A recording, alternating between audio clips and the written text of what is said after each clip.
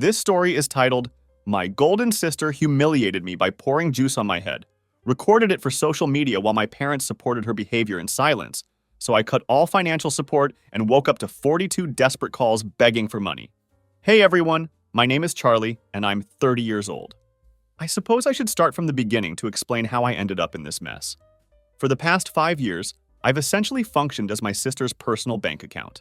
Melissa is 27, and I don't mean this in a, hey, can I borrow $20 for gas kind of way. I'm talking about full-on financial support, paying her rent, utilities, groceries, clothes for her kid, school supplies, literally everything. I work at a warehouse that ships electronics equipment. It's not a glamorous job by any means, but it pays decent money if you're willing to work a ton of overtime, which is exactly what I've been doing non-stop since Melissa's husband abandoned her and my niece. My social life? What social life? I haven't been on a real vacation since 2018.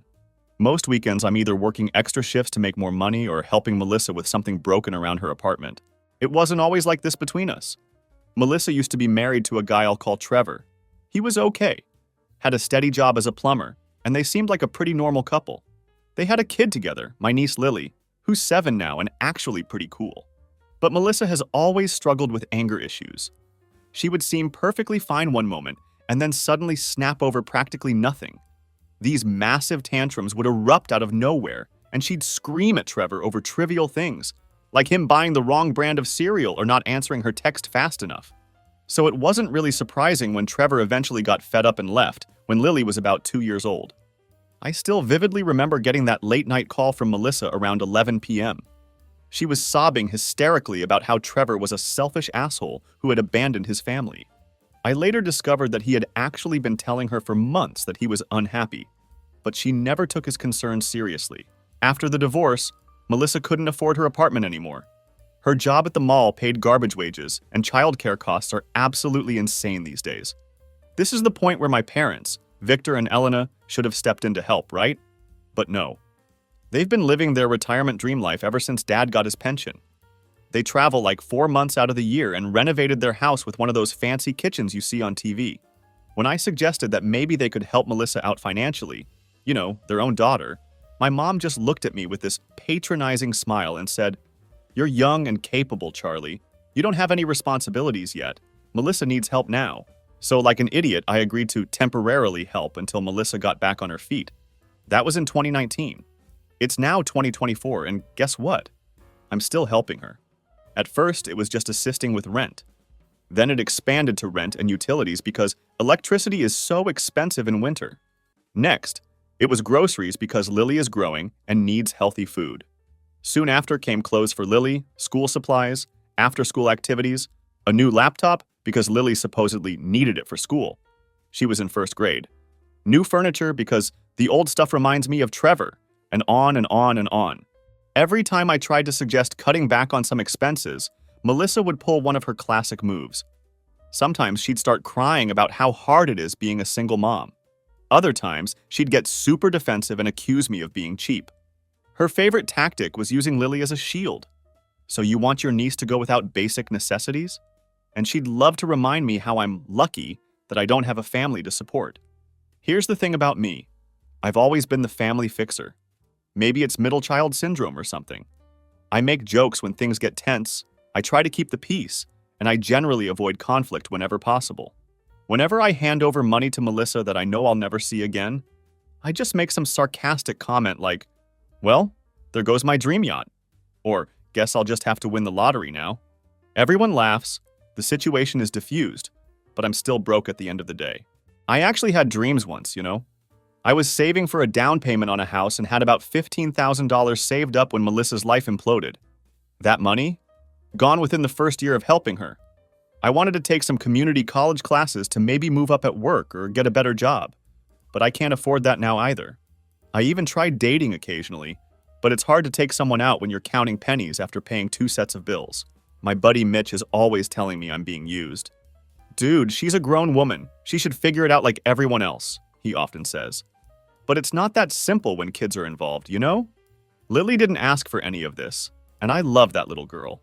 She's smart and funny, and she likes to draw me pictures of dinosaurs wearing hats. How do you say no when you know your niece might suffer? Uncle Frank is the only one in my family who sees through Melissa's act. He pulled me aside at Thanksgiving last year and said, "Kid, you're setting yourself on fire to keep someone warm who's just going to complain it's not hot enough." Frank's always been blunt like that. He offered to loan me money once, but I turned him down. This mess is complicated enough without bringing more family into the financial side of things. About 8 months ago, Melissa finally landed a decent job as an administrative assistant at an insurance office. It was full-time with benefits, and I thought maybe finally things would change. Maybe I could just help with Lily's extras, or perhaps just part of the rent instead of all of it. But the financial demands kept coming, sometimes even more than before, because transitioning to a new job is expensive somehow. She needed a professional wardrobe and networking lunches and all this other stuff that sounded suspiciously like, I want to buy new clothes and go out to eat. Meanwhile, I'm still driving my 2010 Honda with 187,000 miles on it, shopping at discount grocery stores, and using my phone until it literally dies because I can't afford a new one. But I kept paying because I'm a sucker, I guess. Because saying no feels impossible after saying yes for so long. Because I'm afraid of what would happen to Lily if I cut Melissa off. Because my whole identity in the family is being reliable. Charlie, who fixes everyone's problems with a smile and a joke. But after Melissa got this new office job, I started noticing weird stuff. Not all at once, but little things that just didn't add up. First off, her money problem somehow got worse instead of better. Before, when she was working part-time at the mall, I kind of understood why she needed help. But now she's making decent money. Not amazing, but definitely better than before. And she's still hitting me up for cash just as much, sometimes even more. One week she called me saying she couldn't make rent because she had to pay for Lily's school pictures. School pictures cost like $50, but her rent is $1,200. Make it make sense. When I'd go over to her apartment, I started seeing new stuff. Nothing super flashy, but definitely not bargain bin either. New throw pillows, brand name makeup on her bathroom counter. She even got one of those robot vacuum things. Who buys a robot vacuum when they supposedly can't afford their electric bill? The real red flag was when she showed up to my parents' house for Sunday dinner wearing these designer shoes. I only recognized the brand because this girl I dated was obsessed with them. They cost like $300 minimum. When I raised my eyebrow at her, she just shrugged and said, they were on sale. On sale for what? $250 instead of $300? That's still ridiculous when I'm over here buying my work boots from Walmart. Then she started getting weird about her phone. She used to just leave it on the table or whatever, but suddenly she's taking it with her everywhere, even to the bathroom, and she jumped whenever it dinged with a notification. One time I walked in while she was texting, and she literally flipped her phone over like she was hiding nuclear codes or something. Her schedule got strange too. Before, she was always home with Lily in the evenings, but now she was asking me to babysit more and more, usually last minute. Emergency work thing, she'd say, or girls' night. I really need this for my mental health. And look, I get needing social time, especially as a single parent, but it was happening like 2 to 3 times a week. I started noticing how Lily began mentioning stuff that didn't make sense with Melissa's broke single mom story. Like one day I was picking her up from school, and she's telling me about this cool restaurant with a table where they cook in front of you. Obviously a hibachi place. When I asked who took her there, she said, "Mommy took me last week." So I'm sitting there thinking, I gave Melissa money for groceries last week because she said they were eating ramen for dinner every night, but somehow she had money for hibachi? That's like $60 to $70 for 2 people easy. Another time Lily was playing with my phone and accidentally opened my Amazon app. She saw some toy and said, "I have that, Mommy ordered it for my good grades." It was a $40 toy. Not the most expensive thing ever, but definitely not what someone who can't pay their water bill should be buying. I started paying more attention to Melissa's social media too. She wasn't posting anything suspicious directly, but she was tagging herself at places.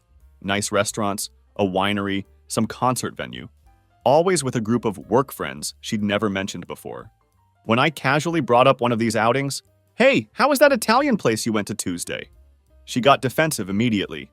"Are you stalking my Instagram now?" "Wow, Charlie, controlling much." I backed off because that's what I do. Make a joke, smooth things over, pretend everything's fine. Just making conversation, sis.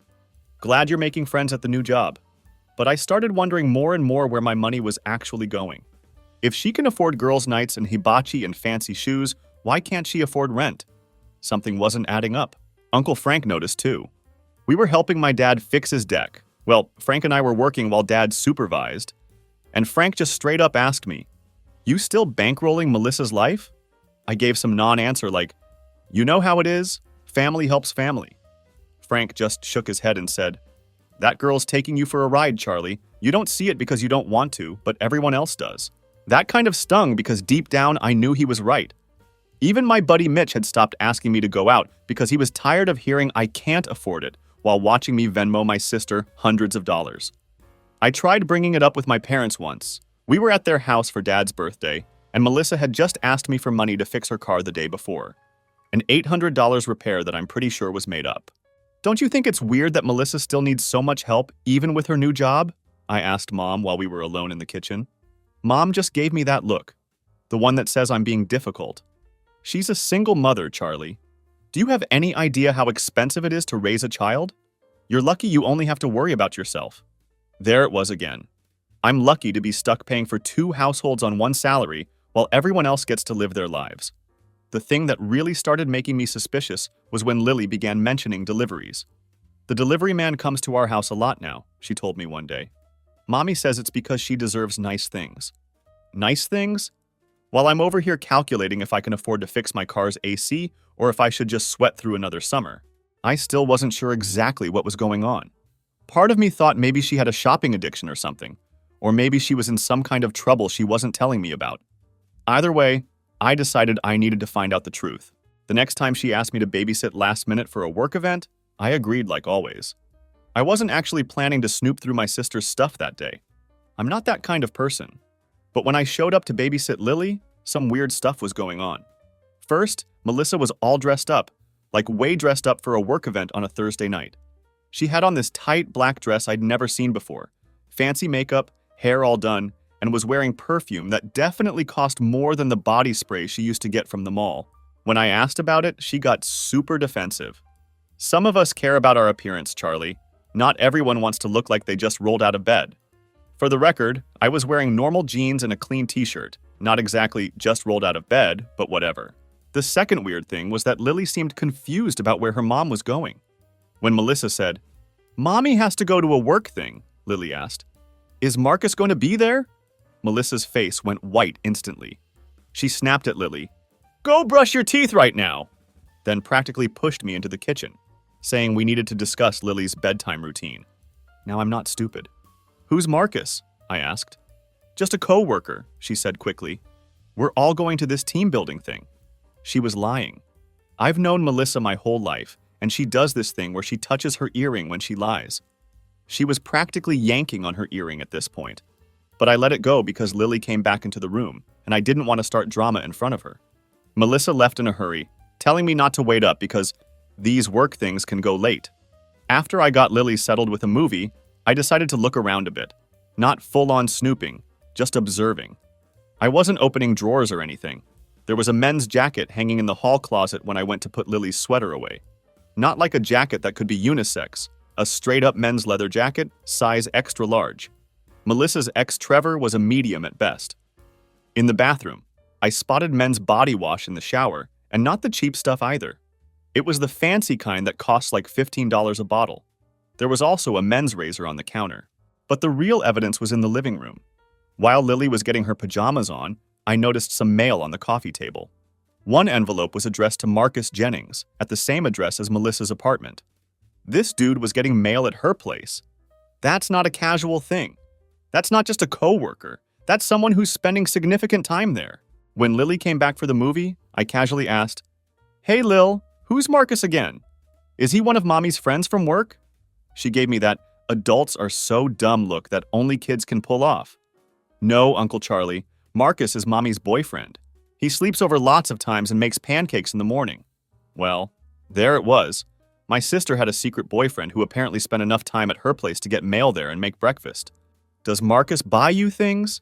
I asked, trying to sound casual. "Sometimes," she said, focused on picking a movie. "He got me the robot that cleans the floor. And he took me and Mommy to the restaurant where they cook in front of you. He has a cool car, too." So this guy was buying my niece gifts, taking them to expensive restaurants, and apparently had a cool car, while I was still paying Melissa's rent and utilities because she couldn't afford them. I felt sick to my stomach. For 5 years, I'd been sacrificing everything to help Melissa, thinking she was struggling. And now she had some boyfriend who was spending money on her and Lily while I was still footing the bills for the necessities. The more Lily talked, the worse it got. Apparently, Marcus had been around for at least 6 months.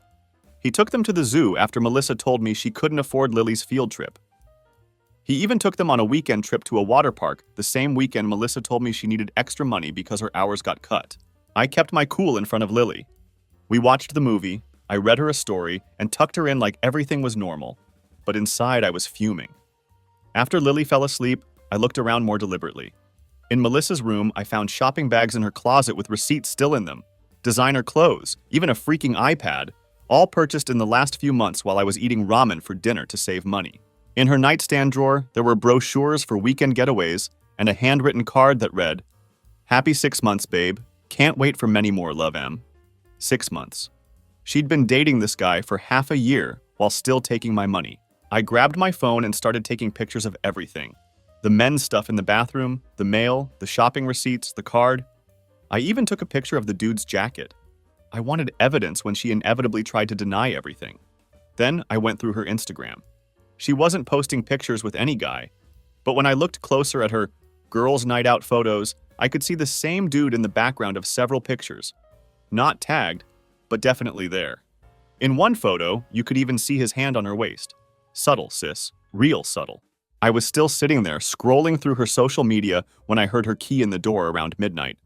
I quickly put everything back where I found it and tried to look casual on the couch. She came in still all dressed up, looking slightly tipsy, and very surprised to see me still awake. "Oh, you're still here. How was Lily?" she asked. "Great," I said, keeping my voice neutral. "We had a nice talk. She told me all about Marcus." The look on her face was almost worth the thousands of dollars I'd wasted on her. Then she went from denying everything, "He's just a friend," to minimizing it. "We've only been dating a few weeks," to finally admitting they'd been together for over 6 months. But the worst part was when she tried to justify keeping him a secret from me. "You're so judgmental, Charlie. I knew you'd make a big deal out of it." "A big deal? You've been taking my money for emergencies while spending it on dates with this guy," I replied. "It's not like that. Marcus is going through a tough time financially right now. I've been helping him out sometimes." That's when I completely lost it. She was helping him with my money.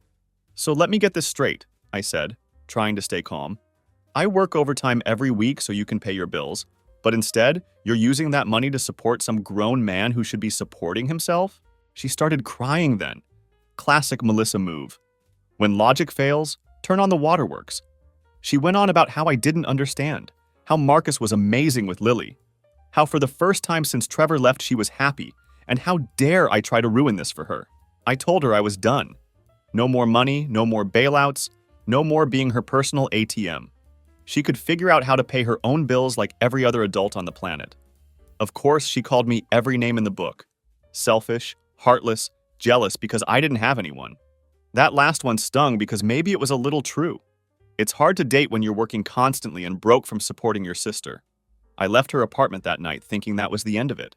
Boy, was I wrong. The next morning, my parents called.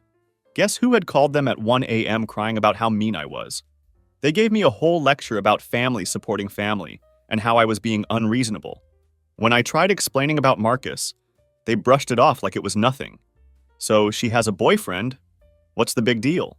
She deserves some happiness after everything she's been through. Did everyone forget that I've been through stuff too? That I've put my entire life on hold for 5 years? For the next week, Melissa kept texting me about bills coming due. I ignored them all.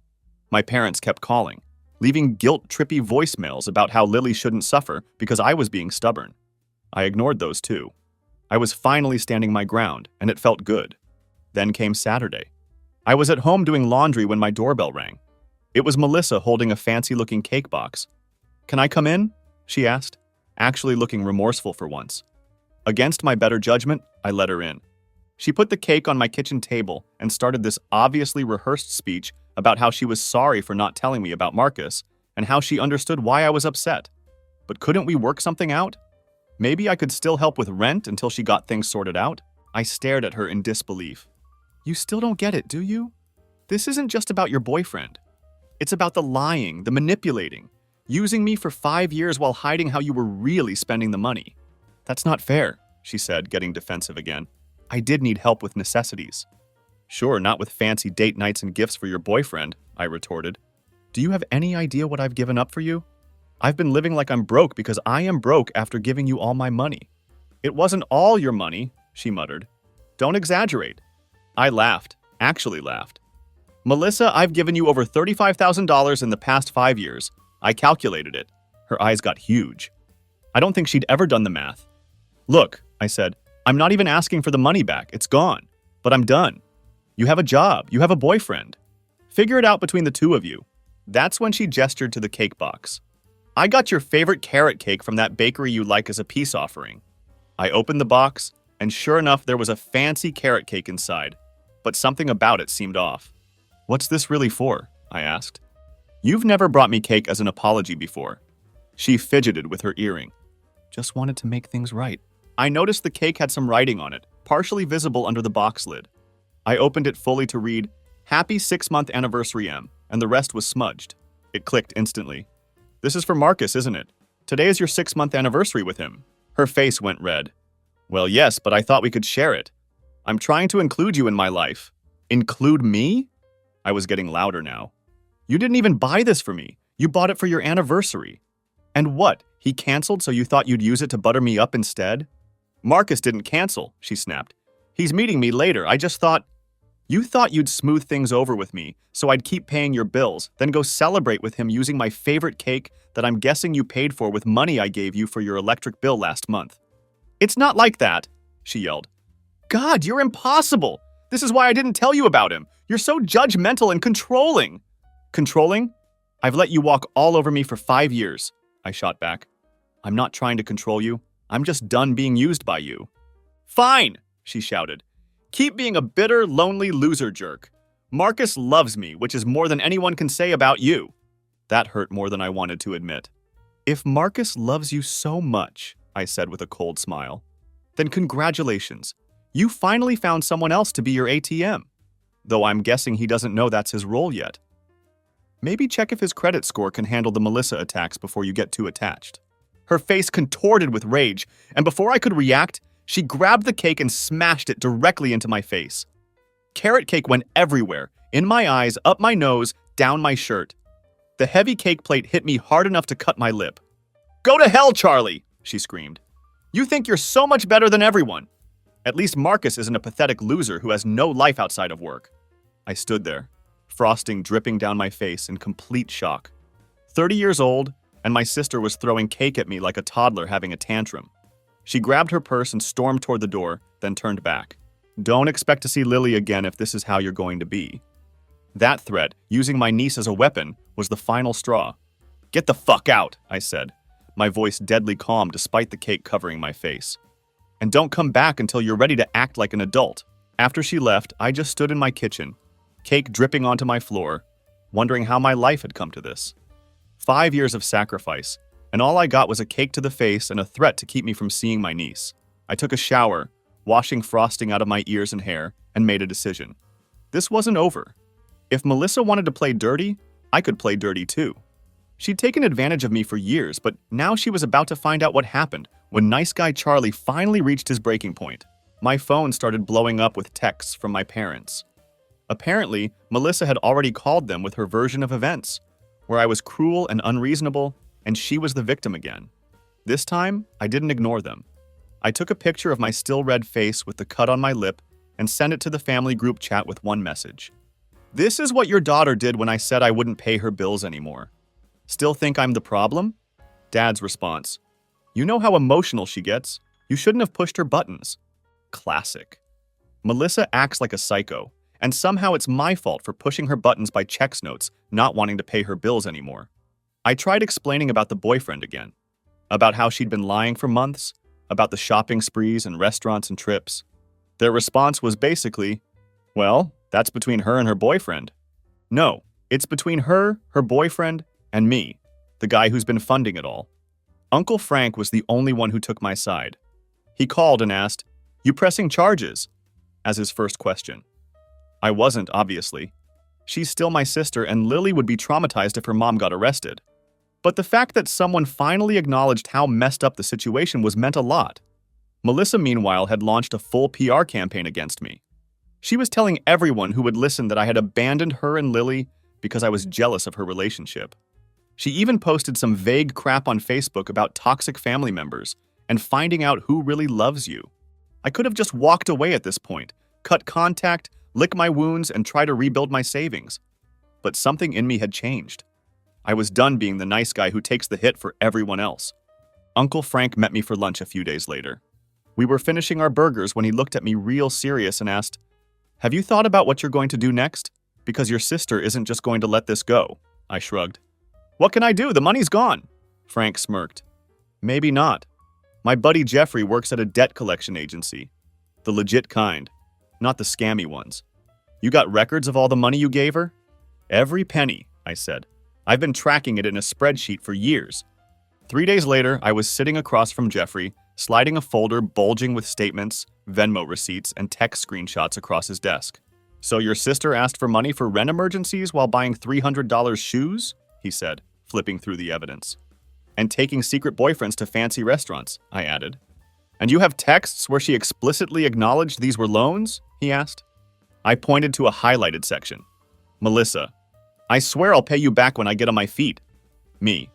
"You said that last month." Melissa. "I mean it this time." "Perfect, I can work with this," Jeffrey said. I left his office with a spring in my step for the first time in weeks. The official notice was delivered to Melissa's apartment 2 days later. Total owed $39,423.27, including reasonable interest. Payment due immediately.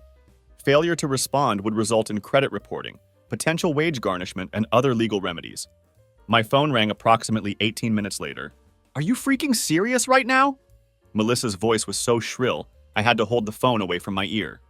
"Hello to you too, sis," I replied calmly. "You sent a debt collector after me?" "Well, you know what they say," I replied casually.